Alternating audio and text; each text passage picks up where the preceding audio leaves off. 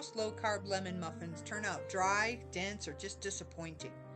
So I tested one ingredient that's supposed to fix that: homemade sour cream.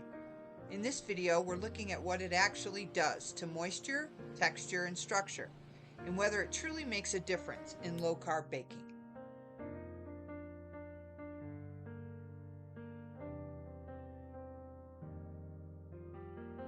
Before we get into mixing, let's talk about what sour cream actually does in a low-carb batter. First, it adds fat, and fat is critical for tenderness. In low-carb baking, especially when you're not relying on traditional wheat flour, structure can turn dry very quickly. Fat helps soften that structure. Second, sour cream brings acidity. That acidity reacts with baking powder and helps create lift. It also slightly weakens protein bonds, which can make the crumb more tender instead of tight or rubbery. And third, it contributes moisture without thinning the batter the way milk would. It's thick, so you get hydration and richness without losing structure. So this isn't just about flavor. Sour cream is working on fat balance, acidity, and moisture, all at the same time.